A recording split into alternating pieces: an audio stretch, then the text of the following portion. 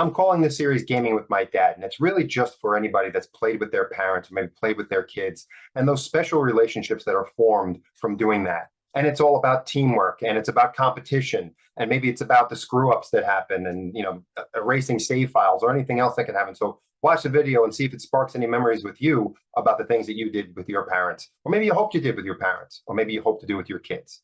Anyway, let's go.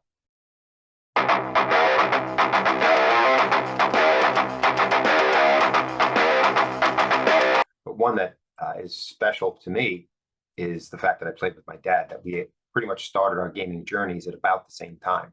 So I have a lot of fond memories of playing with him, and some bittersweet memories too, and some frustrations as well that I'll get into. But this first episode will be the first game that we really played together. And that'd be Wizardry, Proving Grounds of the Mad Overlord. It was on the Apple IIe that we had bought maybe 2 weeks before. I remember going into a store called the Bite Shop here on Long Island. He was leaning a little bit towards flight simulator type stuff, and I was more into the action. And we kind of came together on this one. We both found it, said, this looks really good. Again, the thing that's really great about this, and what I want to stress, and I'll stress this across the videos, is the camaraderie that my father and I had. And although we took different paths to the game, we each had our separate characters, we did work together and played it together in a co-op kind of way that I don't think we would have with many other things. Just when we found games, here we go, we found something. Going down into the dungeon the first time, we bought all our equipment, swords, armor, everything we needed, went into the dungeon and just kept getting wiped out every time. We couldn't figure out why. We almost gave up. And this started something that stayed with my father and I for a very long time. And that was, I would go to bed earlier, obviously. My dad would stay up later. If he was working in the business, he would come home 11, 12 o'clock at night and fire up the computer and play for a little bit because he was too wired to go to sleep. So I would find when I came down, let's say in the summer, because this all happened this summer of '83, I would come downstairs and I'd go to boot up the game and I would see a note. My dad would leave me a note. And this note was, we need to equip. We were sending our guys down naked. So got a good laugh out of the way my dad wrote the note stating that we were a bunch of idiots. So we didn't read the manual that told us to do that. We equipped our characters. But the most important takeaway there is that those notes, and that would go on for a while. Another thing that I really loved about playing the game with my dad is one of the co-op things we did was one of us would control the character, the party, with the A, W, D, and S keys on the keyboard. That's what you used. And the other would have a piece of graph paper that you would graph out level 1 of the maze, a level 2 of the maze. And we had these graph papers. My dad would put notes in there as well. And that's something that he did. And, I found it years later, and it's his handwriting. My dad's passed a long time, but to see his handwriting and to be brought back. So when I play a game like Wizardry, when I go back and play it, I've got a lot of layers of memories there. I've got memories of myself playing and the characters that I created, that I envisioned in my head. But I also have this awesome element of playing with my dad and how we work together to defeat things and solve puzzles. And it was one of the times where I got to see my dad out of the father lens, so to speak, and into a partner in crime sort of lens. And it showed me the things the similarities we had, which are usually easy to spot, but the differences. And I'm making these videos to show people the wonder of games and what they can do with a family even, and the nostalgia they bring up and the memories that they can embed inside that they can bring back out in you. But the other thing I do this for is, if you have kids, play games with them. If they don't play games, bring them into the hobby. This is what my dad sort of did. I mean, it was his computer at first. It was a family thing, but it was his first. And then we were secondary users of it.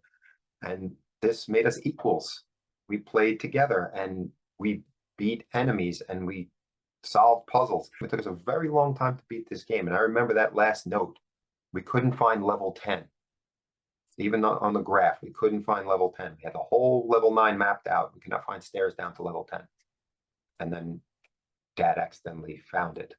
And my dad, very excitedly, with a lot of exclamation points, and he was not an exclamation point type of person, had, found level 10.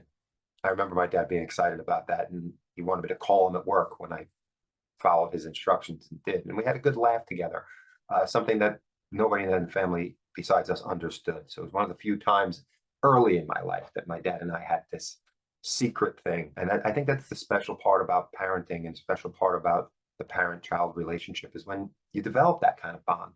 And for me and my dad, it was games. And games are such a great way to do this. Now, to a kind of bittersweet memory about Wizardry, my neighbor across the street, I was friends with their sons. My mother wanted to know what I was doing, what were my hobbies, and what's this thing that my son keeps talking about, the computer. So she comes over to check out our Apple IIe. So I'm showing her productivity software. And then she said, no, he's talking about something else. What's that game you're playing with him? So I fired up Wizardry. And just out of curiosity, because I want to see what my dad was up to, I fired up his version. And I'm showing her the map. I go down into the maze, and this is where I made my mistake. I shouldn't have. I should have just looked at his characters, but I wanted to show her the game. I should have logged out of his characters and logged into mine. I didn't. So we're in the middle of the maze, and my neighbor goes, "What's that do?" And she flicks the orange switch that was on the power adapter thing that we had and killed the computer, killed it. And my dad would have to go and save his characters. Now, maybe I should have done that first, but I didn't. So that next day, I had to go shopping with my mother and my sisters, and we're at a shopping center, so to speak. And my mom, because it's 1983, is on a payphone with my father, and I know exactly what's happening. I don't know if you've ever had this fear that when you did something wrong and you're waiting to get caught, and now the time is coming. That just anticipation. My knees were weak, and all I hear is put him on the phone. I can actually hear it through the receiver. I get on the phone, my hands shaking. I know what you did. That's the first thing my father said. I said, look, so-and-so did it. I told what the neighbor did. It's the truth. No, that's not what happened. You did it on purpose. Why would I do that on purpose? My characters are ahead of you. I've been playing longer. There's no competition there, which I shouldn't have said, because I think he took that as if I didn't see him as competition. I didn't mean it that way. I just meant if I was behind you, I might be tempted to do that, but I still wouldn't. Obviously, I'm not an idiot. Now, what I should have just said is, Dad, I'm scared of you to begin with. Why would I even think about doing that? I think he believed me. Playing Wizardry brings that memory back, of course. And if I hadn't replayed Wizardry, I probably would have forgotten that whole incident that my mother still remembers to this day, too.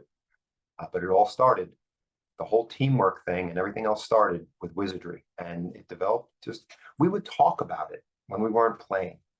We would just talk about the fun of it, and we would talk about things like I was a kid that was easily wondered. Like I thought the world was just this wondrous place, and this computer game was just this wondrous thing. And I remember we'd be talking about like, how many lines of code do you think it took to make this game?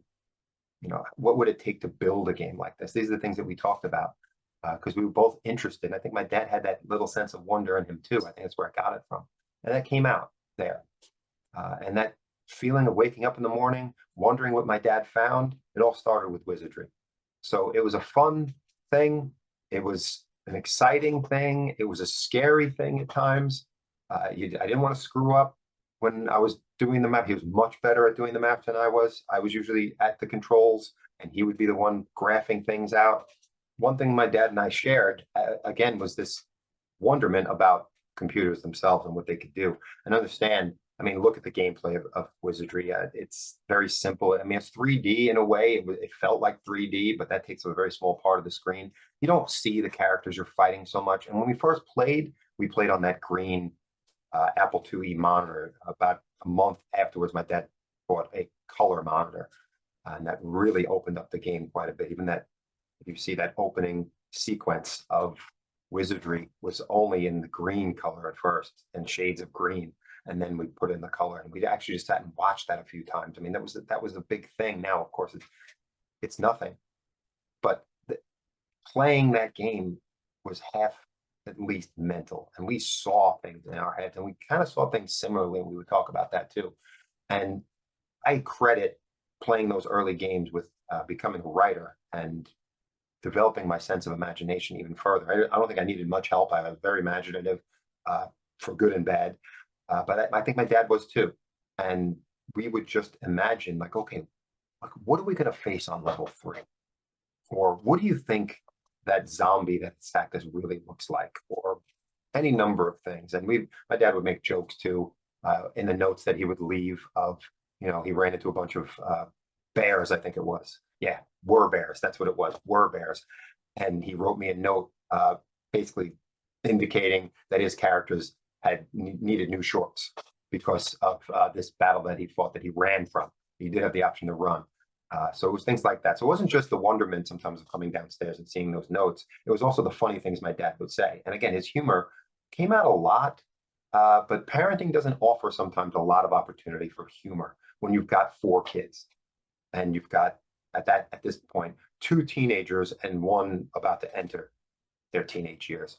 So there's not a lot of opportunity for humor, especially since he worked a lot too. So I didn't see him that much. So to see his humor written down was just a great thing to see. And another element to this gaming with dad thing, is what I found out about him. And I really loved that. But it was just great memories. That's what it created. So if you have played with parents, please put that in the comments. It'd be great to hear. If you played with your kids, I'd love to hear the other side of that. I'd love to hear what it's like to be in dad's seat, so to speak, or mom's seat